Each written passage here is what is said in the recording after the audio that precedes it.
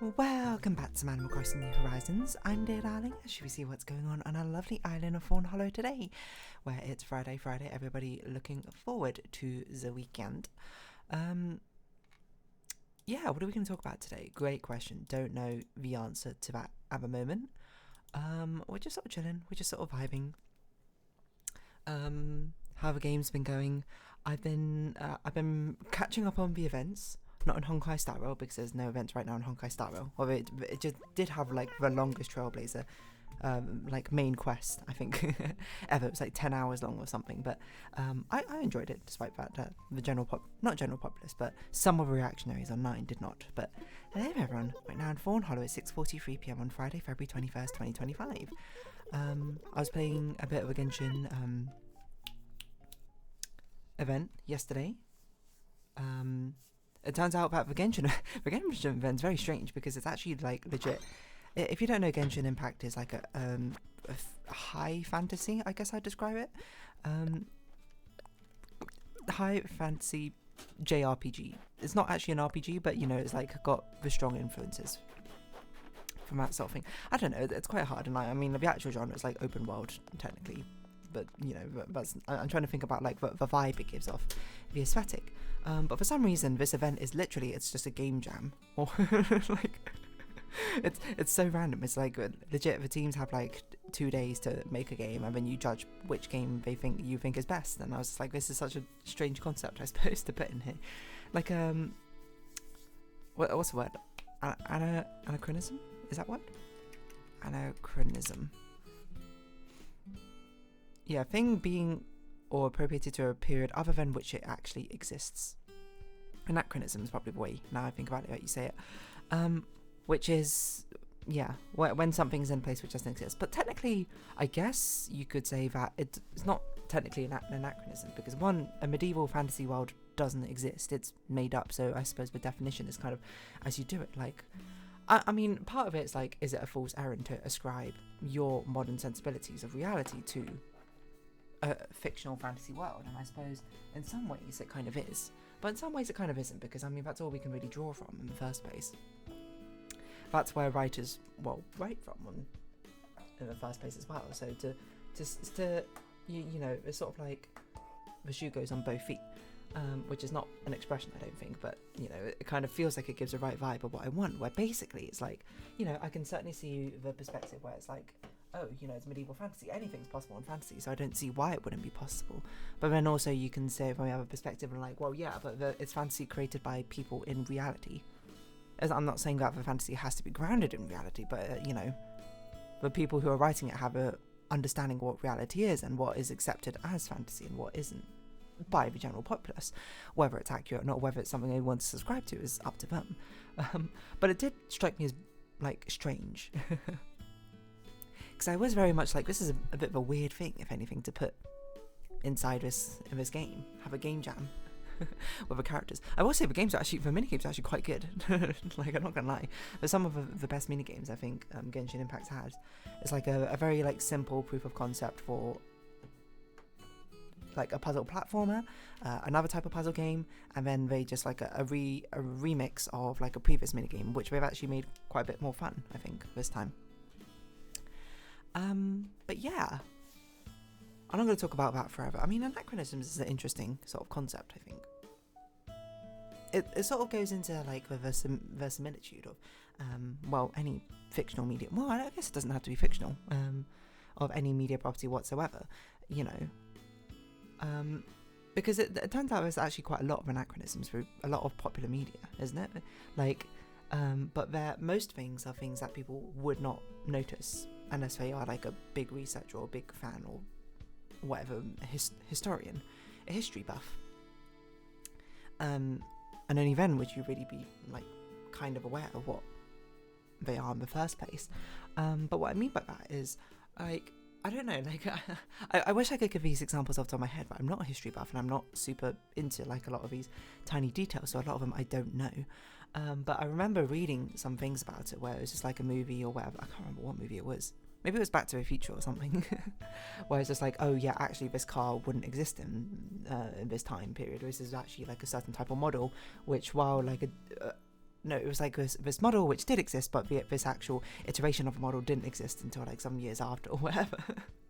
I can't remember. It's something like that. And on the one hand, you might go, oh, you know, that's like how lame to be someone who like calls out and nitpicks and that sort of thing. But I think, you know, and that's a more positive spin on it, is to be like, look how impressive that someone is so passionate about this sort of thing. They saw that car or whatever. They saw, for example, car. And they could immediately be like, yes, that is the wrong type for this period. And if anything, you know, it doesn't really matter. I don't think a person is going in with a concept being like, this matters, this completely ruins the entire integrity of the plot of, like, for example, Back to the Future. Of course it doesn't. You know, does it matter in that degree? No, as long as it's not like a genuinely ridiculous car to be in that time period, then yeah, most people will buy into it. And even people who understand it's false will look at it and be like, oh, okay. And then be pretty, well, not be pretty fine, just full stop, be fine with it, no?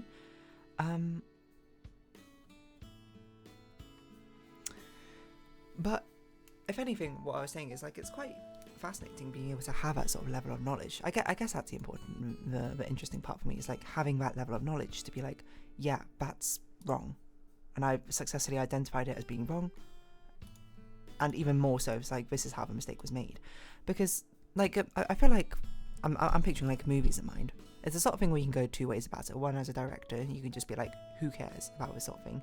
No one cares. That's not the important part of the historical accuracy of this movie, this fantasy movie, you know. Even if XYZ, you know, has a sort of a vague established aesthetic of being inspired from its time period, it doesn't matter if it necessarily doesn't fit, as long as it looks good in the end, right? But there's also, it kind of depends what you're making. If you're making literally a historical drama, you kind of want things to be as accurate as possible. So I don't know if it's an actual role, but for certain it must be, I say. But like someone who like verifies a historical, I was gonna say alacrity is not the right word, consistency of the world that they're doing, being like, yes, this prop would look like this would look like this. Oh, there was a really cool video a video essay I watched like years ago or something, about someone breaking down the accuracy of like historical fashion in different historical drama periods or something. And I can't remember. Clearly, I guess I didn't retain enough of the information from that video essay, but there was something about it. There was just like, you know, like the ruffles, which you often associate with like a time period often being misattributed or something like that. Oh, can I find it again? Historical accuracy of fashion video essay. Oh, it was this person though, Benedette Banner. Fashion historian fact checks Downton Abbey's costumes. Was it that one? 2 years ago. That sounds about right. Well, that was a glamour one. I feel like it was you, Benedette Banner, but you look immediately like the right person. But maybe I watched both of them. I don't remember. Oh, was it about Bridgerton? But I don't know. It's the thing I have to say about like the topic of history is interesting when it's sort of digested down into like a much more digestible way for me. Because I don't, you know, history, I go sort of like two ways about it, right? History is cool, like for how things have used to been. Would I ever study history? And I'll be like, no, that history must be one of the lowest subjects I think on my list of things I would want to study. I'm not really sure I can pinpoint exactly why. It's not like I have a disdain for history in the same way that like someone might look down on it for being pointless or whatever. No, I think history has its place. I think history very much has its, you know, it's cool. Like the concept of it is cool. Just the concept of studying it, I think, would be entirely mind-numbing for me for some reason. And I can't really give you a good reason as to why, which is almost a shame, because all these cool stories I think in history are cool. I guess that's a part which sort of latches onto me. It's like I like the concept. Maybe I'm like looking at history from a wrong sort of perspective. I'm looking at it from like almost like a fictional perspective. I'm like, the stories are interesting except for they're real, which if anything kind of makes them even more interesting, because it's sort of like this is something which happened in real life, right? There's a veracity to not only the claim but the what would usually be a fabrication. There is a veracity to its existence, right? And I guess it's sort of the closest you really get to peering into another world, right? But this world actually existed. Like, if you think about it, like peering into a fantasy kingdom or something of elves and dwarves and dragons, etc., never gonna happen. Well, unless they truly do actually exist or something. But the closest you can get is you can consume media which incorporates them in one way or another, and through that you see a glimpse of what it would be like. History kind of does the same thing, but it does it for much more, well, for topics which actually can exist. There's no dragons, elves, or dwarves or anything like that, but there's, historical intrigue of no nobility, political struggles and divide and changes throughout world of lifestyles.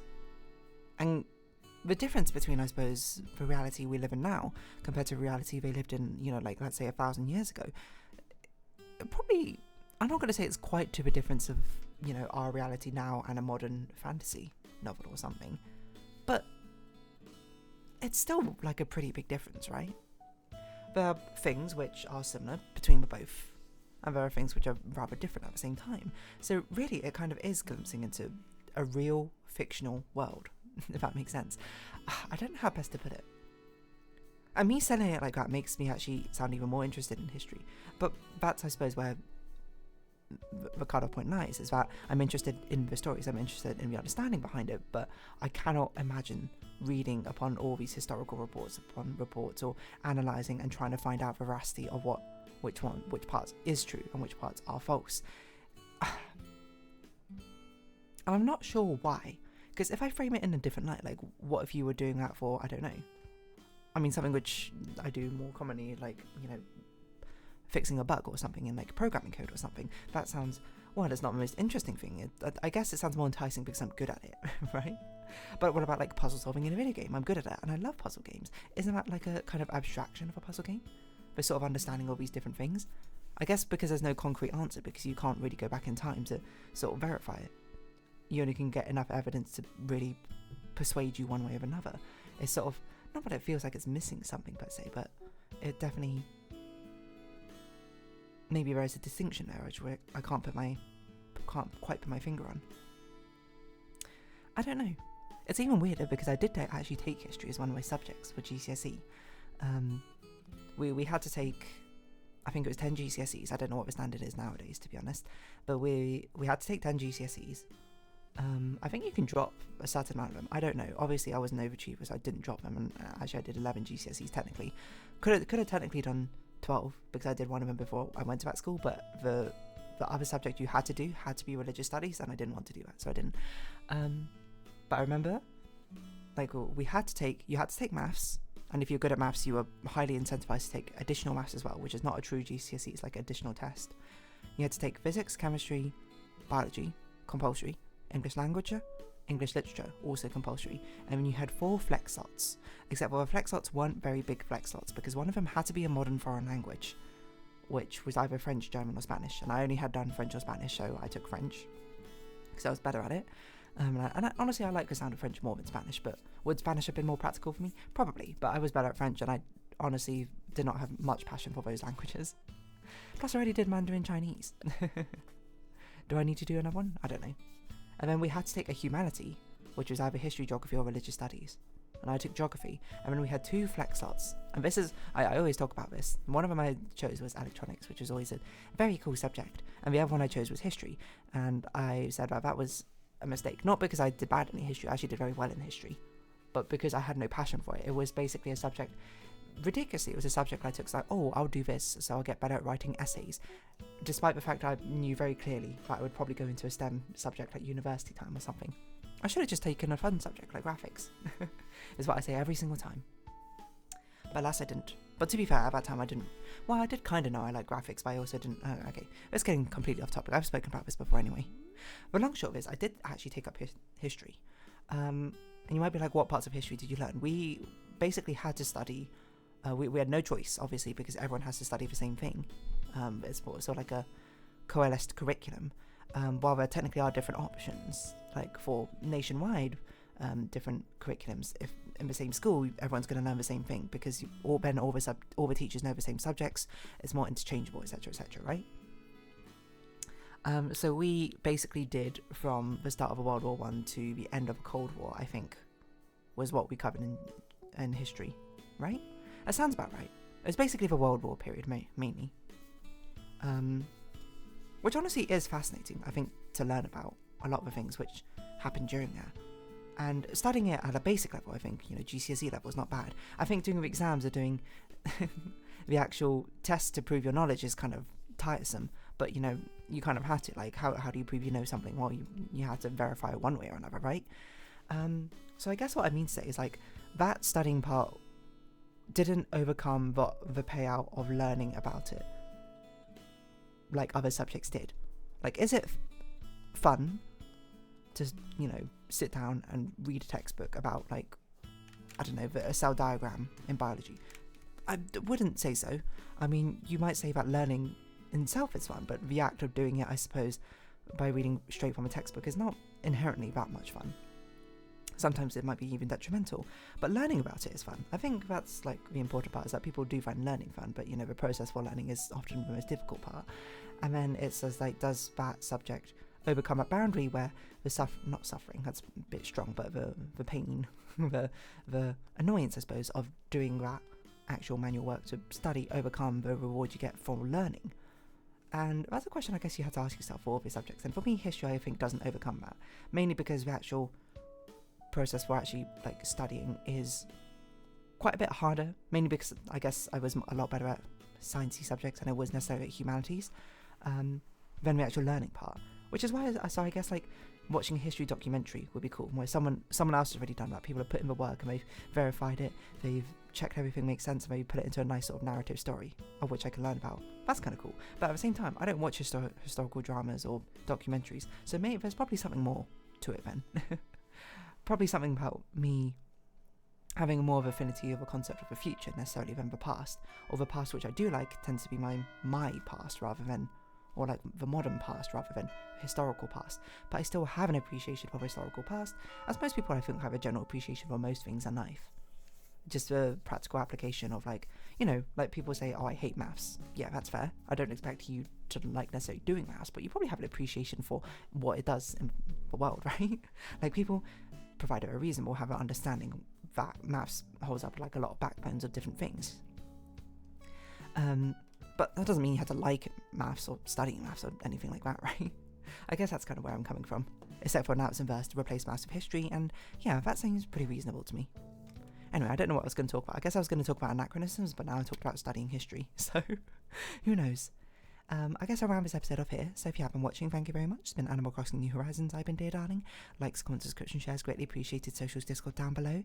Hope to see each other again, but for now it's our farewell. So until next time, bye bye for now.